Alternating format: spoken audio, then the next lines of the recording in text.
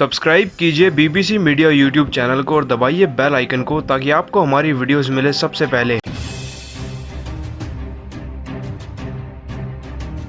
दोस्तों, अगर आप भी महेंद्र सिंह धोनी को एक महान कप्तान मानते हैं तो वीडियो को लाइक करना नहीं भूलिएगा। दोस्तों, आईपीएल 2019 का सबसे बड़ा और रोमांचक मुकाबला बेंगलोर और चेन्नई की टीम के बीच में बेंगलोर के चिन्नास्वामी स्टेडियम में खेला गया। और दोस्तों, पार्थिव पटेल की 53 तो वहीं अंतिम ओवर में मोइन अली की 26 रनों की तूफानी पारी के कारण ही आरसीबी की टीम चेन्नई की टीम को इस रोमांचक मुकाबले में 162 रनों का लक्ष्य देने में कामयाब हो पाई। लेकिन दोस्तों, जैसा कि हम सभी जानते हैं कि चेन्नई और बेंगलोर की टीम के बीच में खेले इस रोमांचक मुकाबले में चेन्नई की टीम चाहकर भी नहीं जीत सकी। हालांकि आपको बता दें कि अंतिम ओवर में चेन्नई की टीम को केवल 6 गेंदों में 26 रनों की दरकार थी। लेकिन मैदान में असली रोमांच तो जब आ गया जब पहली 5 गेंदों पर ही महेंद्र सिंह धोनी छक्के और चौकों की मदद से 24 रन जड़ चुके थे। लेकिन इसी दौरान महेंद्र सिंह धोनी से एक ऐसी गलती हो गई जिसके कारण चेन्नई की टीम चाहकर भी इस मुकाबले को ना जीत सकी। दोस्तों, आपको बता दें कि अंतिम ओवर को डालने के लिए गेंद थमाई गई थी उमेश यादव के हाथों में। चेन्नई की टीम को जीतने के लिए 26 रन चाहिए थे और सब यही अनुमान लगा रहे थे कि चेन्नई की टीम अब इस मुकाबले को हार ही जाएगी। परंतु फिर महेंद्र सिंह धोनी ने इस ओवर की पहली गेंद पर चौका लगाया तो वहीं दूसरी गेंद पर एक शानदार छक्का जड़कर सबको यह बता दिया था कि वह अभी भी चेन्नई की टीम को इस मुकाबले में जिता सकते हैं। धोनी ने फिर इस ओवर की तीसरी गेंद पर एक और छक्का जड़ा तो वहीं चौथी गेंद पर 2 रन लिए। 5वीं गेंद पर छक्का जड़कर तो धोनी ने सबको यह बता दिया था कि चेन्नई की टीम इस मुकाबले को जीत ही चुकी है। लेकिन फिर जैसे ही उमेश यादव ने बड़ी चतुराई से इस ओवर की आखिरी गेंद को स्लो डिलीवरी में तब्दील कर दिया, तब धोनी ने यही गलती कर दी समझने की कि वह इस गेंद पर भी बड़ा शॉट लगा सकते हैं। जिसके बाद वह क्रीज से बाहर आ गए और गेंद उछलकर उनके बल्ले से ऊपर होकर सीधे चली गई विकेट कीपर पार्थिव पटेल के हाथों में। इन्होंने फिर बाद में स्ट्राइकर एंड की तरफ दौड़ रहे खिलाड़ी शार्दुल ठाकुर को रन आउट कर दिया और आरसीबी की टीम इस हारे हुए मुकाबले में भी विजयी बन गई। दोस्तों, आपको बता दें कि महेंद्र सिंह धोनी अगर क्रीज में खड़े रहकर भी उस गेंद को डिफेंस कर देते तो वह 1 या फिर 2 रन भागकर पूरे कर सकते थे। हम सभी जानते हैं कि जहां पर कोई खिलाड़ी 1 रन पूरा कर सकता है तो वहां पर महेंद्र सिंह धोनी 2 रन पूरे करने की काबिलियत भी रखते हैं। ऐसे में धोनी को क्या जरूरत थी कि वह आखिरी गेंद पर भी आगे बढ़कर एक बड़ा शॉट खेले। और कहीं ना कहीं धोनी के इस शॉट को ही चेन्नई की टीम की सबसे बड़ी गलती भी कहा जा सकता है। अगर धोनी खड़े रहकर उस शॉट को खेलते तो शायद चेन्नई की टीम इस मुकाबले में विजयी बन सकती थी। परंतु धोनी की एक वही छोटी सी गलती पूरी टीम पर भारी पड़ गई और चेन्नई की टीम इस मुकाबले में चाहकर भी ना जीत सकी। लेकिन दोस्तों, आप सभी को क्या लगता है, क्या सच में महेंद्र सिंह धोनी की इसी गलती की वजह से चेन्नई की टीम इस मुकाबले में आरसीबी से हार गई या फिर नहीं? इस बात का जवाब कमेंट सेक्शन में जरूर दीजिएगा। और अब आपको बता दें कि धोनी ने अपने बयान में इसी बात का बड़ा खुलासा किया है, साथ ही हार के वह बड़े कारण बताए जिनकी वजह से चेन्नई की टीम इस मुकाबले में हारी है। आपको बता दें कि मैच खत्म होने के बाद धोनी ने पोस्ट मैच प्रेजेंटेशन में कहा कि जिस तरीके से इस मुकाबले में आरसीबी की टीम के खिलाड़ियों ने प्रदर्शन करके दिखाया उसकी जितनी भी तारीफ की जाए उतनी कम है। इस बात में कोई शक नहीं कि 162 रनों का लक्ष्य चिन्नास्वामी जैसे स्टेडियम में कोई बड़ा लक्ष्य नहीं, आसानी से इस लक्ष्य को चेज कर सकते हैं। तो इसलिए तारीफ करनी होगी आरसीबी की टीम के गेंदबाजों की, क्योंकि इतने अच्छे से डिफेंड करना वो भी इतने हाई प्रेशर मुकाबलों में कोई आसान बात नहीं। लेकिन कहीं ना कहीं मैं दुखी भी हूँ कि हमारी टीम के बल्लेबाज अच्छी बल्लेबाजी ना कर सके।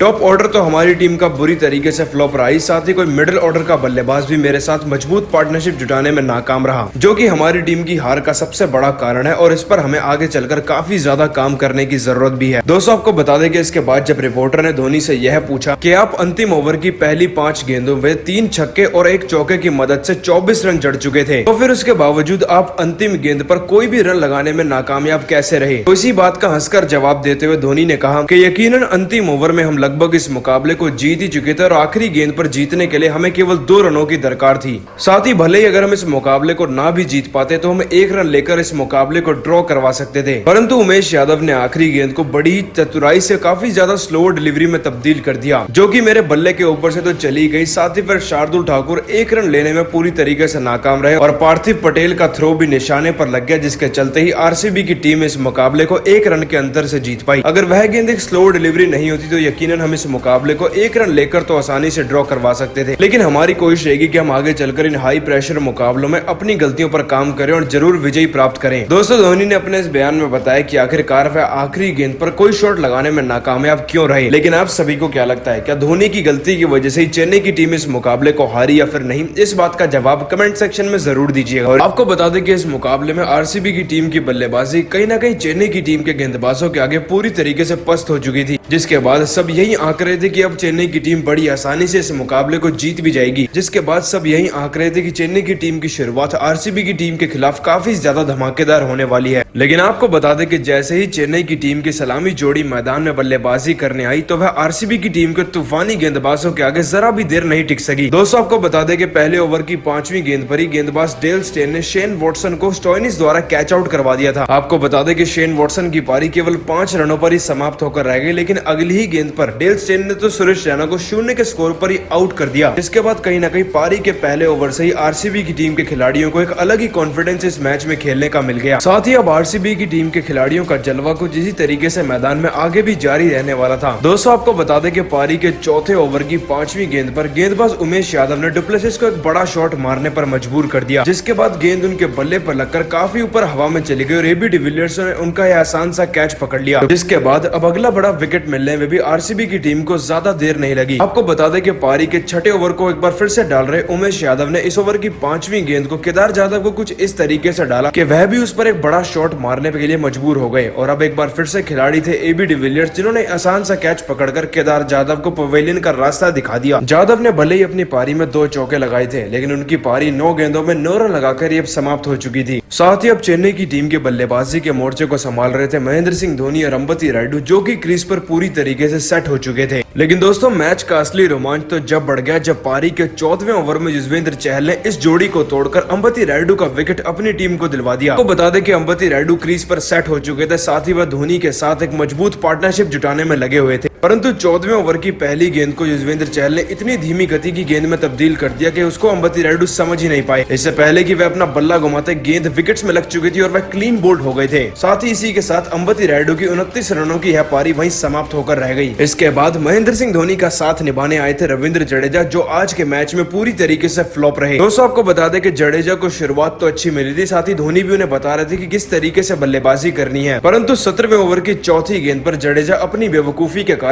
रन आउट होकर अपना विकेट गवा बैठे। आपको बता दें कि जडेजा अपनी पारी में केवल 11 रन ही लगा पाए और इस समय तक आरसीबी की टीम पूरी तरीके से अब चेन्नई की टीम पर हावी हो चुकी थी। बल्लेबाजी का सारा दारोमदार था महेंद्र सिंह धोनी के कंधों पर और कहीं ना कहीं आरसीबी की टीम इस मुकाबले में वहीं जीतती हुई दिख रही थी। और दोस्तों असली थ्रिलर तो जब शुरू हुआ जब महेंद्र सिंह धोनी ने पारी के आखिरी ओवर की 3 गेंदों पर ही पहले तो 16 रन अपनी टीम को 2 छक्के और 1 चौके की मदद से दिलवा दिए। इसके बाद ओवर की चौथी गेंद पर महेंद्र सिंह धोनी ने जहां 2 रन लपक लिए, तो वहीं 5वीं गेंद पर तो धोनी ने एक बार फिर से छक्का मारकर इस मुकाबले को सबसे ज्यादा रोमांचक मोड़ पर लाकर खड़ा कर दिया था। अब आखिरी गेंद पर जीतने के लिए चेन्नई की टीम को 2 रनों की दरकार थी, लेकिन उमेश यादव ने यहाँ पर बड़ी ही बेहतरीन गेंदबाजी करके दिखाई और इस गेंद को एक डॉट बॉल में तब्दील कर दिया। परंतु धोनी कहां रुकने वाले थे, वह इस मैच को ड्रॉ कराने के लिए सिंगल रन लेने के लिए दौड़ पड़े। लेकिन इससे पहले कि नॉन स्ट्राइकर एंड के बल्लेबाज शार्दुल ठाकुर स्ट्राइकर एंड की क्रीज में अपना बल्ला टिका पाते, पार्थिव पटेल ने उन्हें रन आउट कर दिया और वहीं पर आरसीबी की टीम इस मुकाबले को केवल 2 रनों के अंतर से जीत गई। दोस्तों आपको बता दें कि अगर यह अंतिम रन भी पूरा हो जाता तो कहीं ना कहीं चेन्नई की टीम इस मुकाबले को ड्रॉ करवा सकती थी और वह सुपर ओवर हो जाता। परंतु यहाँ पर तारीफ करनी होगी उमेश यादव की गेंदबाजी और पार्थिव पटेल की विकेट कीपिंग भी, जिसकी वजह से अंतिम पलों में आरसीबी की टीम इस हारे हुए मुकाबले को जीत गई। लेकिन दोस्तों जिस तरीके से इस मुकाबले में धोनी ने भी बल्लेबाजी करके दिखाई, उसकी जितनी भी तारीफ की जाए उतनी कम है। और आप सभी धोनी की इस पारी को 10 में से कितने नंबर देंगे, इसका जवाब कमेंट सेक्शन में जरूर दीजिएगा। आपको बता दें कि यह मुकाबला अपने आप में काफी ज्यादा रोमांचक है, क्योंकि जहां एक तरफ आरसीबी की टीम के पास खोने को कुछ नहीं है और वह पॉइंट्स टेबल में सबसे आखिरी पायदान पर है, तो वहीं दूसरी तरफ है चेन्नई सुपर किंग्स की टीम, जो अगर कोई मुकाबला हार भी जाती है तो भी उसे कोई फर्क नहीं पड़ेगा, क्योंकि वह इस समय पॉइंट्स टेबल में टॉप की पोजीशन पर है। साथ ही यह बात तो हम सभी जानते हैं कि कप्तान विराट कोहली भारतीय टीम की कप्तानी संभालते हैं, तो वहीं महेंद्र सिंह धोनी भारतीय टीम के सबसे सफल कप्तान रहे हैं। जिसके बाद यह बात तो तय हो जाती है कि यह मुकाबला अपने आप में ही काफी ज्यादा कांटे की टक्कर का मुकाबला है। मुकाबले की बात करी जाए तो आपको बता दें कि इस मुकाबले में टॉस जीतकर महेंद्र सिंह धोनी ने पहले गेंदबाजी करने का फैसला लिया। साथ ही चेन्नई सुपर किंग्स की टीम की शुरुआत ही इस मुकाबले में कुछ ऐसी रही जिसकी कल्पना तो शायद आरसीबी की टीम के खिलाड़ियों ने नहीं करी होगी। दोस्तों जैसा कि हम सभी जानते हैं कि चिन्नस्वामी स्टेडियम आरसीबी की टीम का होम ग्राउंड है।